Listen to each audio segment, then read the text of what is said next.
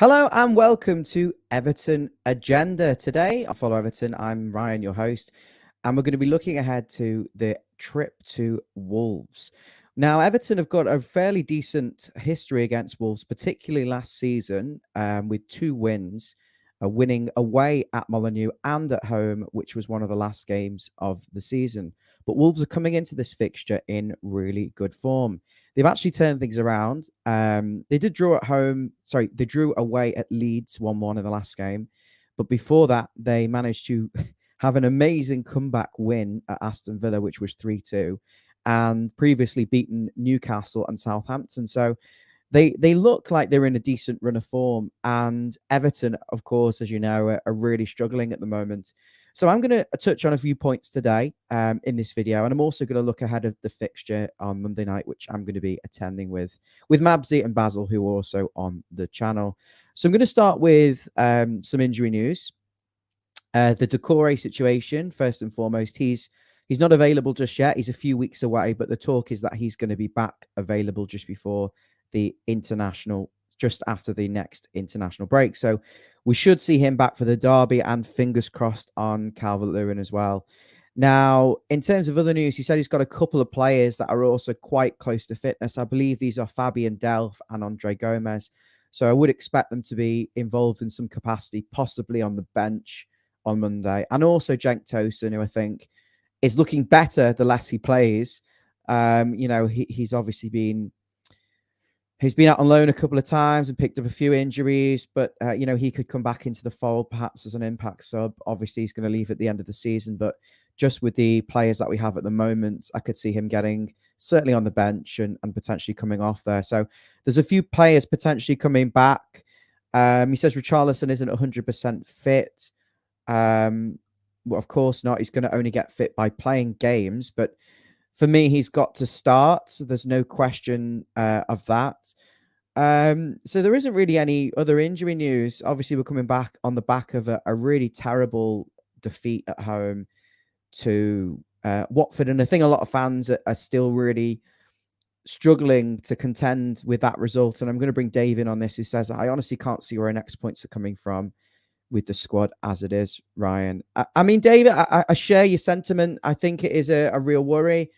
But I am mildly optimistic going into the game against Wolves, just because Richarlison is back and he likes scoring against them. And I think we have to make some changes. I think Benitez has got to really look at the system defending set pieces, which I'm going to move on to now, because he talked about set pieces a lot in his press conference, and he says that his team in England in 2004 was the best at defending set pieces.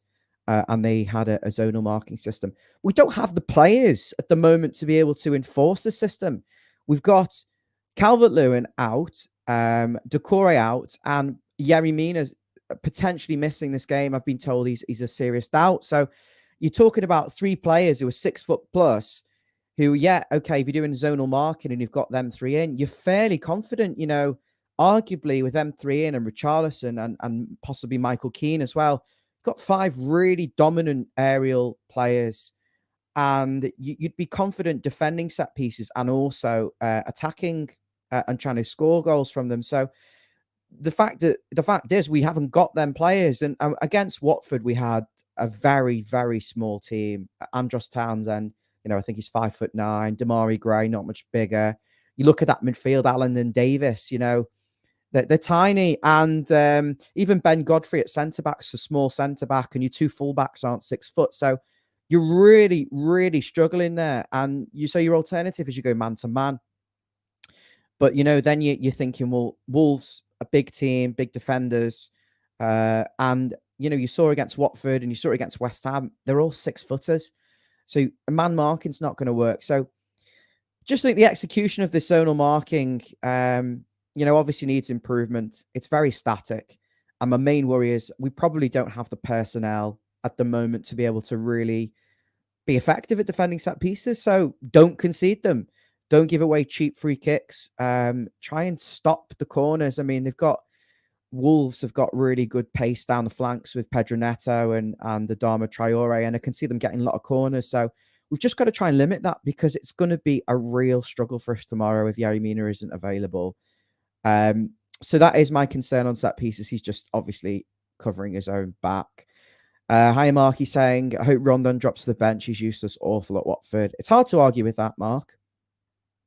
He's getting on the backs of a few fans really, really fed up of seeing him. I think he's played seven games for Everton without scoring now, including 4 consecutive 90 minutes. And I think he only had 1 shot on target, which says a lot about Solomon Rondon. Now, I do think Richarlison up front with Rondon might help him. I think Rondon will get more space and more opportunities, and he might actually be able to help Richarlison.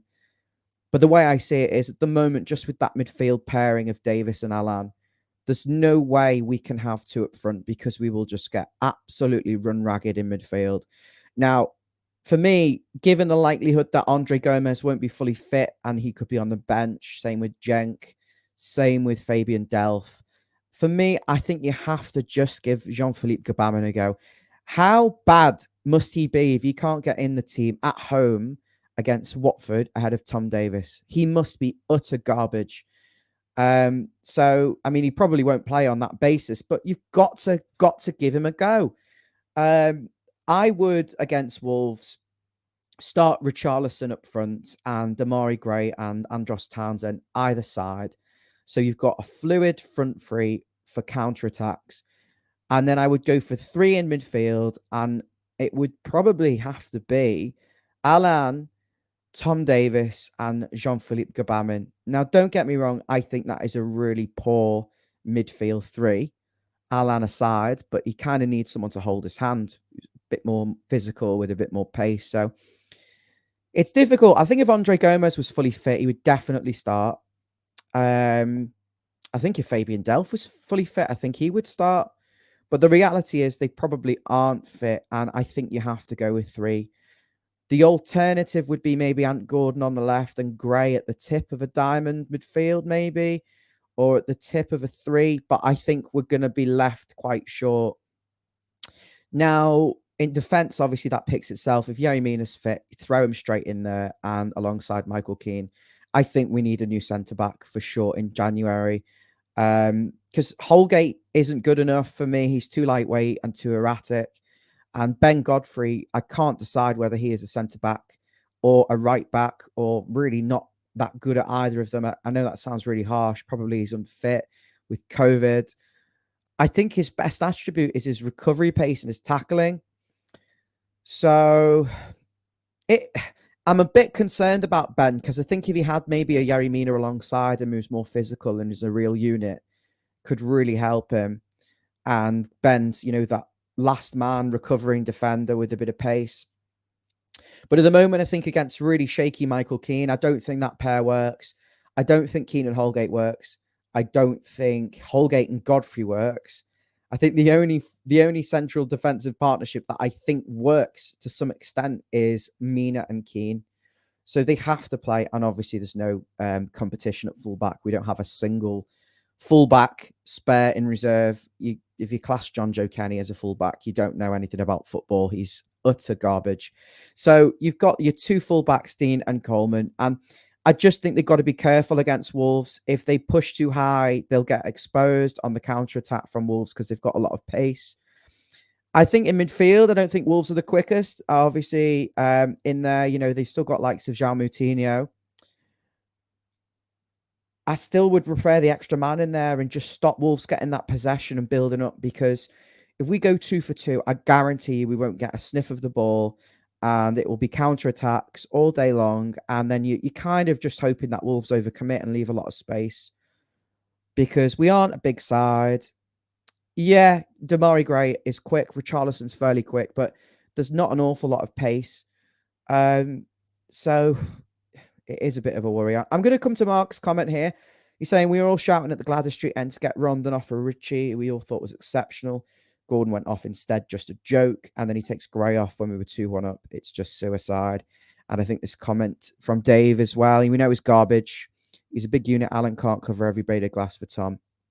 Dave, is that on Gbamin? Let me know, because I'll come back to that. On Mark's comment about Rondon, Yeah, I mean, he's got to be benched. He's absolutely redundant. You know, he doesn't hold the ball up. He's a big lad, but he doesn't seem to bully anyone, and he's got no pace, and he doesn't look like scoring. So get him on the bench, bring him off the bench now and again, try and build up some confidence. But I think Rafa did him a disservice throwing him straight in. You know, he wasn't fit at all. He threw him straight in. He's been absolutely hung out to dry. And I think he did no favors. Now, also talking about Alex Iwobi, he should be nowhere near the team. Again, I mean, £35 million. I've said it time and time again. He doesn't look like scoring. He's got no pace, no strength. He might beat a man and do the odd flash of brilliance, but at Premier League level, you need consistent performers. And I'm struggling to find them in this Everton team. Dave saying, yeah, it was Gabama, and he's talking about Alan not being able to cover every blade of grass. Tom Davis is bypassed so easily. I don't know whether he's just unfit. The thing with him is he goes from no involvement for months and months, and then all of a sudden he's a key player. How can that work? You can go months without playing, and then all of a sudden you're shooing in, and he's bloody captain half the time. Now, when we played Wolves last season, we did have Gylfi Sigurdsson up front, and we all know he's no longer an Everton player, and James as well was kind of like the support striker, and he's gone. Now, we beat them, and obviously we beat them at home, and I think we cobbled together the wins, really. They weren't convincing.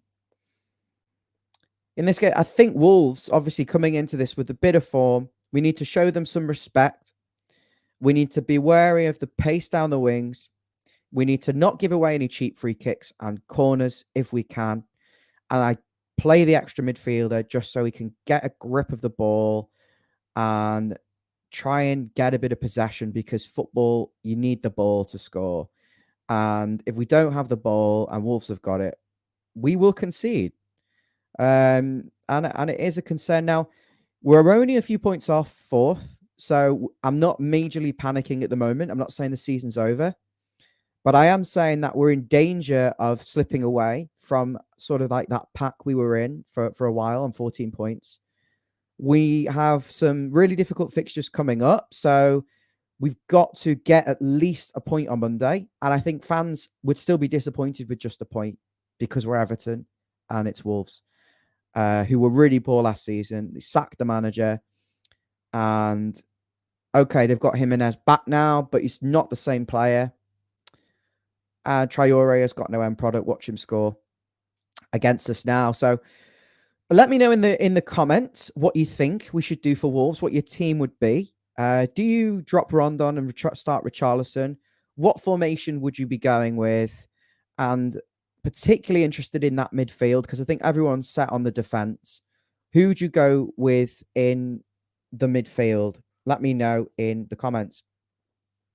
Now, as this is an Everton Agenda show, I want to briefly touch on some of the news. Everton women have appointed a new manager. I think it's some French guy who was managing a really successful women's team in France. I think he won something for Lyon. You can read a little bit more about that online. I just caught a glimpse of that just now. But really good, because he's got a really good pedigree in the women's football game. So that's really good for Everton women to be able to pick up such a good manager. Now, there's been a lot of talk midweek about scapegoats and Bill Kenwright and Jose Baxter. Now, I want to just touch on this very briefly. Jose Baxter was a failure of a footballer. I mean, let's be honest. He was touted as the new Wayne Rooney, and he achieved very, very little. I think he played for Oldham and Sheffield United. And Everton actually offered him a deal when he got released or came out of prison again for doing drugs. We gave him a 1-year deal. Everton Football Club are not a charity on the pitch. Yes, I get Everton in the community is a wonderful charity. But on the pitch, we have to have the best players.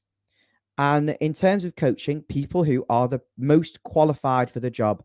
I completely disagree with the fact that Jose Baxter has been given a coaching role.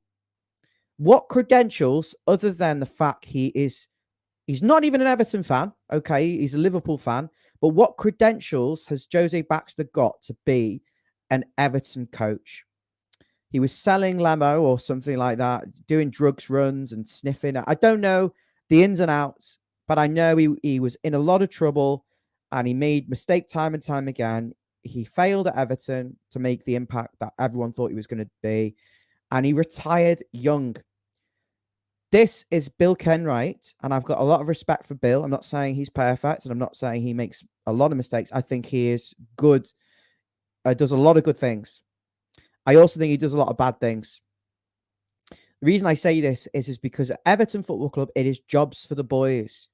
Now, David Unsworth took 2 teams under his control and won the under-23s league twice, the Premier League 2, right?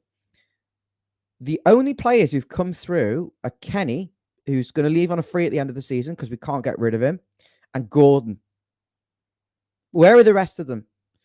So I think Unsworth prioritized winning trophies as a Premier League 2 manager rather than actually bringing players through, because we've brought no one through, okay?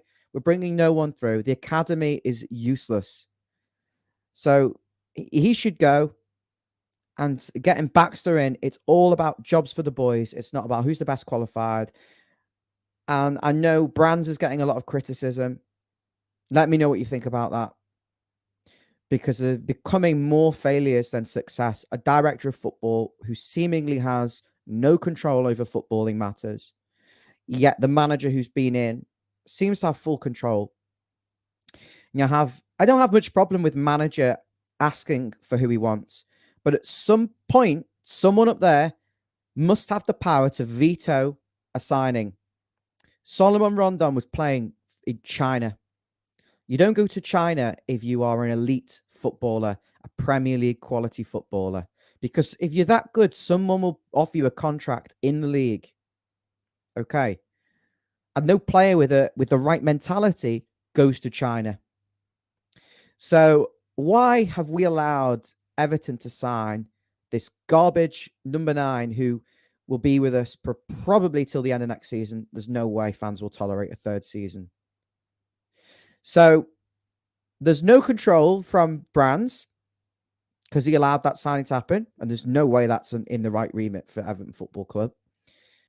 Kenwright's giving out jobs for the boys, and I think Dave Waston's agreeing here. He's saying it's a sentimentality, spot on.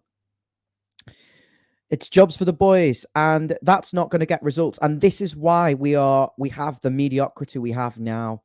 We are not ruthless. I go back to when we had Lukaku, Stones, and Barkley. They were the bedrock of an Everton team that anyone with half a brain would have come in and said, I have Ross Barkley, I have Lukaku, and I have John Stones. I've got a potentially world-class centre-back. I've got one of the best strikers in the league. Now he's one of the best strikers in the world, for sure.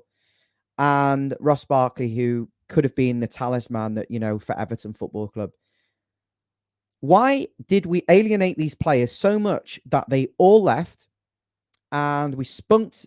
It's bad decision-making because they were under contract. Really bad decision-making. We allowed these players to go. We signed garbage replacements.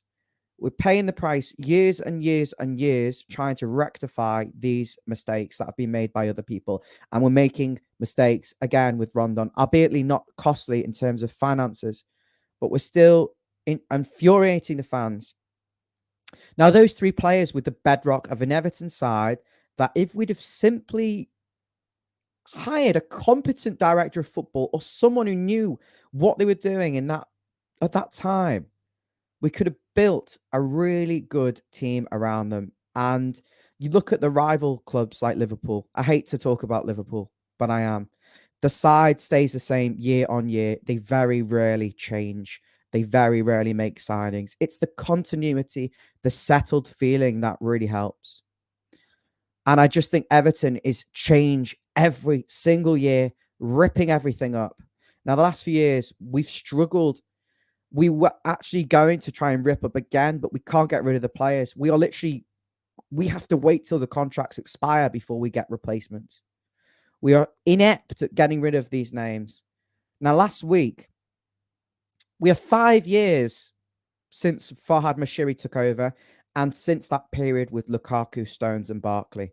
Now, I'm not going to talk about them again, but look what they've gone on to achieve, except Barkley, but he does have a Champions League winner's medal, and Lukaku, a Serie A winner's medal, and Stones, Premier League winner. So we're not going to talk about them. It's distant past, but we're still paying the price from the poor recruitment, from the players we tried to replicate. And look, we've got our record signing on Bale. He cost 45 million. He's on bail. We're giving out jobs to players who retired at 26 and had failed careers doing drugs. Are we some sort of joke? We're losing at home to newly promoted teams 5-2. We've got, look at the defence last week. And this will be the defence I think will play against Wolves on Monday.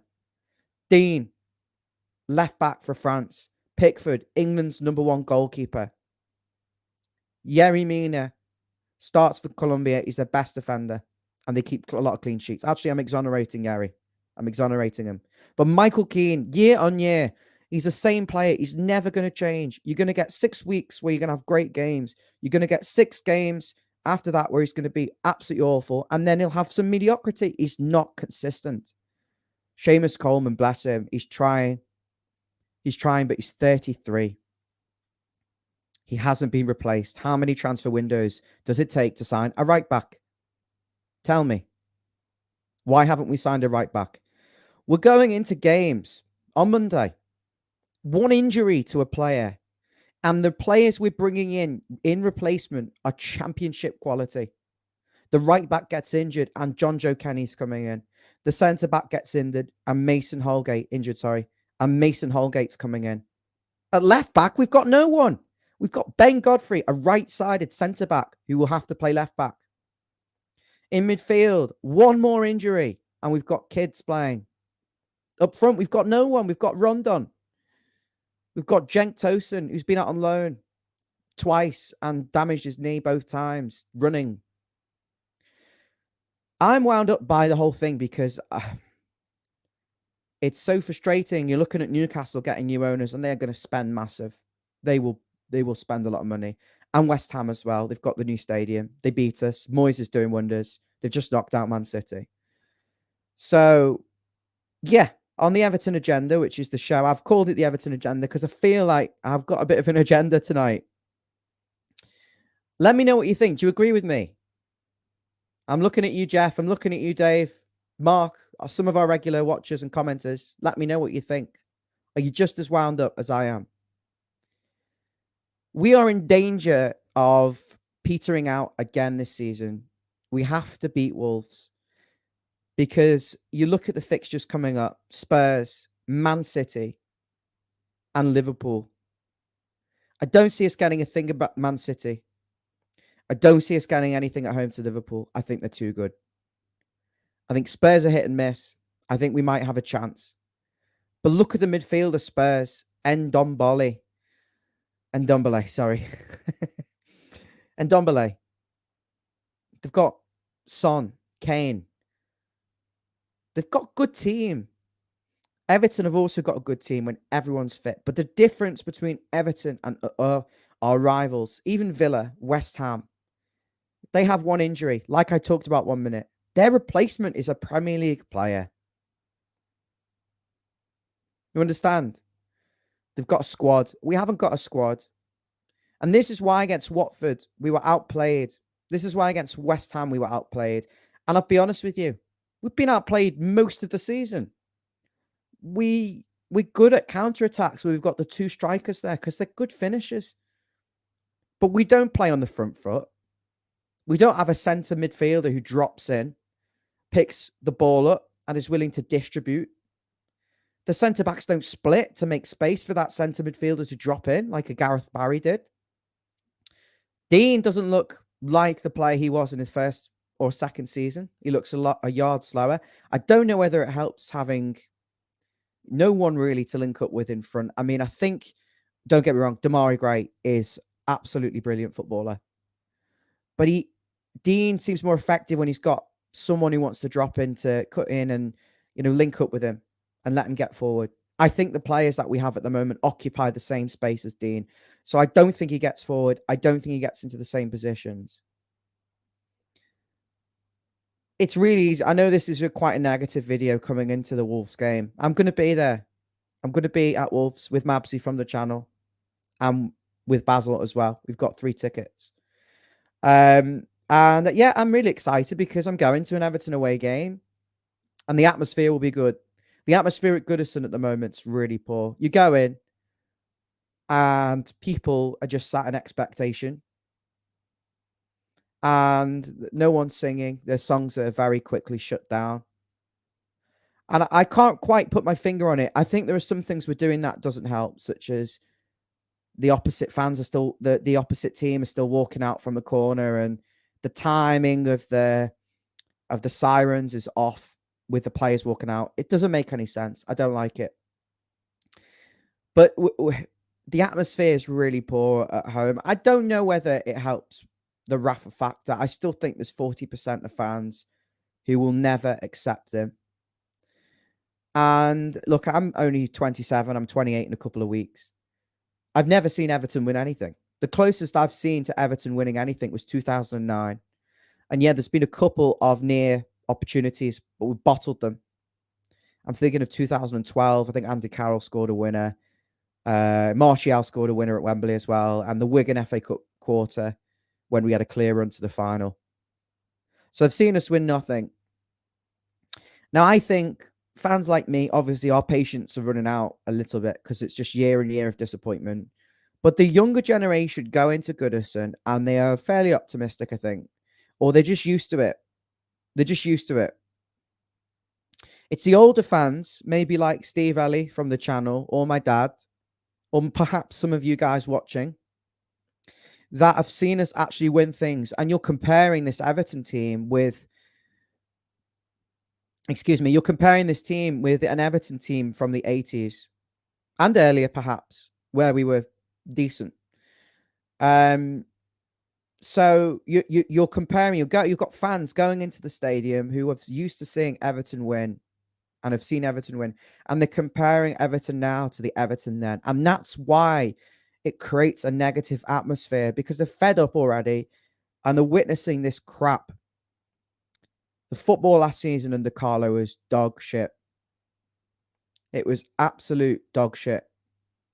We tried to play a counter-attacking style with players who couldn't run and had no pace. Is that a fair assessment? We had a game plan for 7 matches at the start, and then everything went out the window. He realised we couldn't defend, and he had to do a low block, play for set pieces and counter-attacks. We didn't have the pace. And it was all around James. If James wasn't fit, there was no game plan. If James was fit, everything went through him, except he couldn't run. And he left a lot of gaps. Now, I like James. I've talked about it many times. I'd still have him at Everton because technically he's better than a lot of the players we've got. And I'd rather have a James Rodriguez that can't run than a Tom Davis who can't run. Let me know what you think about that. I think fans will disagree, some of them. But how many more chances do you give some of these individuals? How many more chances? Now, Wolves probably thinking they can beat us.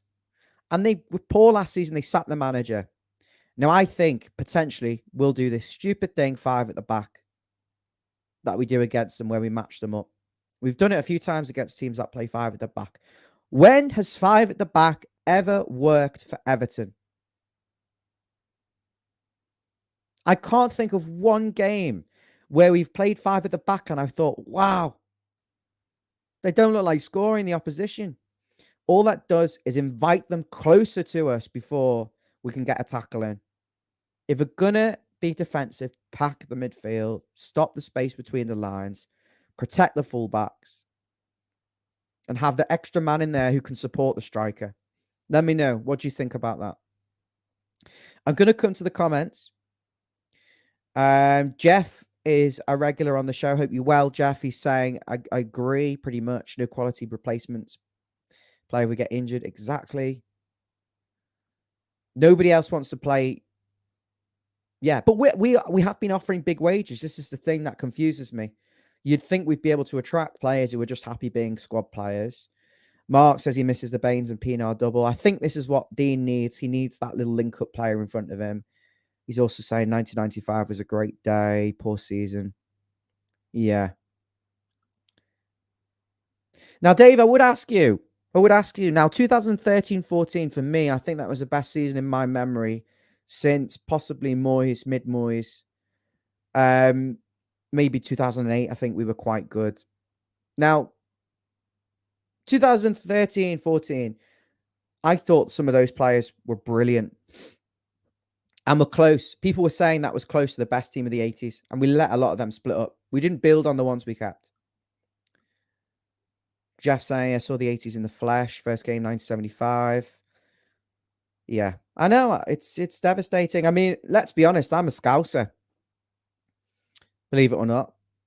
Everyone outside of Liverpool knows I'm a Scouser, but in Liverpool, maybe I sound a bit too posh. But I am a Scouser, and most of my friends, in fact, nearly all of them, are Liverpool fans. And all I get all the time is winding me up and abuse. Fair on them. They've just gone to Old Trafford and beat Man United 5-0 away. Whilst we're losing 5-2 at home to Watford, to a team that they beat 5-0 at their own place a week before. Now tell me we aren't cursed. If you don't laugh, you'd cry. Really, honest to God. The Isco rumour, no, that's not happening. It's lazy journalism. It's people repeating and regurgitating stuff from last season. It's not happening. Let me know your thoughts on the Wolves game. What lineup do you go with? Are you confident going into the game? What is your predictions? Now, my heart is hoping for 1-0 Everton. Keep it really tight, and Richarlison will get a goal, or Damari Gray. My head's saying I think Wolves are going to beat us 3-1. I think we're going to concede from set pieces. The problem's not going to get addressed overnight. We haven't got the personnel. We conceded set pieces against Burnley, Man U in pre-season, West Ham, Brighton, I think, and obviously against Watford. So, and I also think they've got far too much pace for us. I think Traore will run past Davis like he's not there, straight onto Michael Keane, and it's just gonna tear us apart. Mark saying I'm not looking forward to Monday, and Dave saying I think we'll lose 2-0. I mean, this is what's going on now. I would ask you, how many games has Rafa Benitez got now? How many more games can he play where we're potentially substandard? Now, I know that he's going to get time and that the board have already got their excuses lined up. Because I think they're at the point now where it's just about continuity and having someone settled. Because he lives in Liverpool. If he didn't live in Liverpool, by the way, he'd be at Newcastle right now. I can assure you. How many games has Rafa got where you can see a really mediocre and a really poor Everton team? It's not knee-jerk. I don't think the patience there. There's not going to be the goodwill afforded to him from the fans. And some fans won't forgive him for last week. But the board will already have their excuses lined up. Doucouré injury, Calvert-Lewin injury. You can just see an interview with Mashiri in January on Sky Sports. But we didn't have Calvert-Lewin, so we couldn't do anything. He's being brainwashed. Now, bear with me 30 seconds while I just have some water before I continue, if that's okay.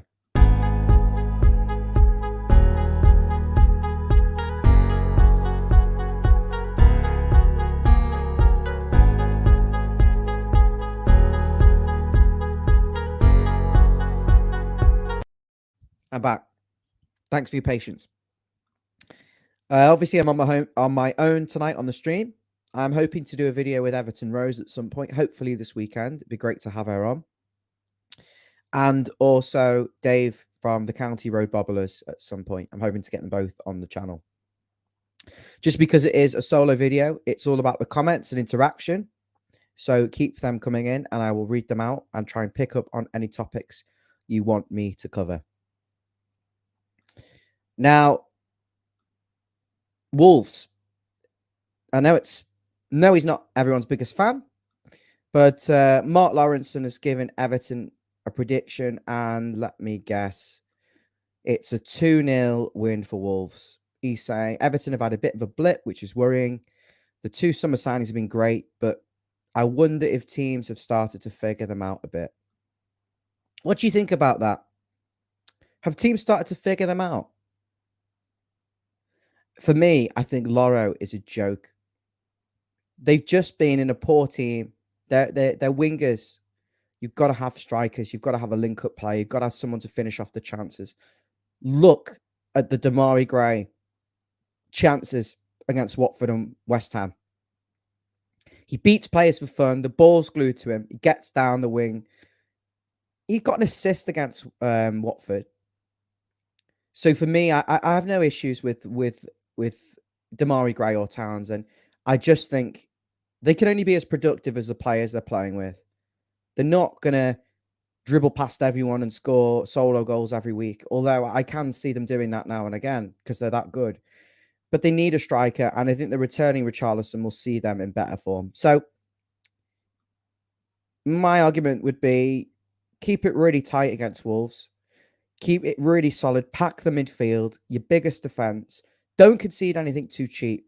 And then you have those fluid front three on the counter-attack and have them up against the Wolves' 3 central defenders effectively. And your fullbacks bombing on. As long as that midfield can protect them, because you're going with 3. And the fullbacks are up against their fullbacks, their wing-backs, and our 3 are up against their 3. I think we can, cause them some problems. Fullbacks are up against their full. I'm just also looking at some of the quotes. Rafa saying, this team needs to stick together. Now, Everton have been awfully quiet, haven't they? The only tweets and stuff that I've seen have been about Walter Smith. Rest in peace. I was actually told he died last year. Or someone had told me he passed away. It was misinformation, but I think it was that he was really, really ill and he was on his last legs then. It's sad that he's passed away. That's all they've talked about. They've not touched on anything. I think they knew to hide. If you look at the comments that they get now to people on Facebook and Twitter, it's a lot of bad publicity. Stephen saying, hi, Steve. He's saying, really worried for us. The game's coming up. Chelsea, City, Liverpool, Spurs. I know, Stephen, the thing is, we've got to play them at some point. Chelsea's not till the 15th of December. I think the Liverpool game's the 1st. And City, I think, is November the 21st, is it? So you're going to have to play them at some point. I think with a fully fit Everton team, I've said it time and times again, that 11 can compete. But the drop-off when you have one injury means you're bringing in championship quality. And at your Premier League level, if you've got 1 or 2 of those players who are weak links, you get exposed, you get targeted, and you struggle. And that's what we've been doing. You can't account for the individual errors, by the way, against Watford. You can't account for them. I just don't know what you put that down to. I've never seen a centre-back as least aggressive as Michael Keane. He looks scared of other players. We made Josh King look like Ronaldo in his prime. Sharper, faster, quicker. I haven't really had a chance to talk about that. Josh King, we gave him a 6-month contract. I think he played 131 minutes for us. Now, we nearly looked like scoring in those periods, and other times he just looked grossly unfit. I remember he came on against Leeds and was blowing after 5 minutes. But I think there were chances where he looked really dangerous. He made an international back four look garbage. Now, does that say a lot about us, or does that say a lot about him? Does that say we're really poor with recruitment decisions and we let him go? Does that say we mismanaged him when he was here? Or does that say our defense is absolutely crap? Let me know what you think. Jess says Decore could be back after the international break. Yeah, I believe so. I think that is going to be a massive boost. You saw what we were like last season without Decore. We're a shadow of the side, and that's where Europe fell apart without him. So we need Decore back. He's an absolute imperative player for us. Dave says it's easy for us to be stopped by West Ham. Yeah, Moyes had done his research. He's no fool, David Moyes. He knew exactly what he needed to do. He knew we had a weak spot in central defence. He knew set pieces we were poor at, and he knew we didn't have a forward. Credit to him. Tim, hiya Tim, give us a thumbs up on YouTube, please. He's saying they did it themselves, getting rid of players and sending players out on loan without replacement. Are you talking about Nkunku here? Now, Nkunku's been playing actually for Standard Liège. I think he's played in all the games. That's a decent standard. He's going to come back a better player. But ultimately, players, if you're not in Europe and you're half decent, you don't want to come and sit on the bench unless you're paying big salaries for them to be squad players. And now it doesn't look like we're doing that anymore. Remember, Andros Townsend actually did come in to be a squad player. Luis Diaz was meant to be the first choice. Did we get shut of King because we would have had to pay a fee? I think it was 5 million we would have had to pay if we'd signed him, but we didn't have anyone else lined up. I'd start him for us right now. I'm not just saying that because of the Watford game. He just offers more than Solomon Rondon. He's got a bit of pace and determination and a bit of strength. If you haven't already subscribed, please hit that subscribe button. I know a lot of people watch on Facebook. That's great. We don't mind that. The more the merrier, but make sure you do subscribe to us on YouTube. We're going for 400 subscribers. I think we're quite close. So please share and ask your friends who are Evertonians and family members who are also Evertonians to hit that subscribe button for us and support the channel. Is there anything else anyone wants to talk about? Demarai Gray has been directly involved in 5 goals, 3 goals, 2 assists in 9 Premier League matches for Everton this season.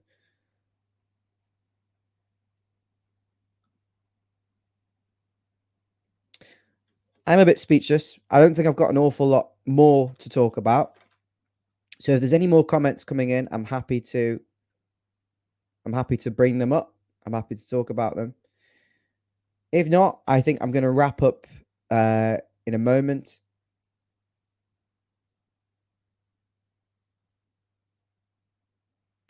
I'm just going to touch on one more thing, actually, very, very briefly. Everton have spent 500 million, obviously, on players over the recent seasons. I don't care about net spend. We spent 500 million. Sigurdsson, 45 million. Pickford, 30 million. Michael Keane, 30 million. The list goes on and on. Okay. We've kept a few of them. We've got rid of a lot of players we've bought and got some of their money back. Now, look at that team against Watford. We had Seamus Coleman, who was on a free transfer.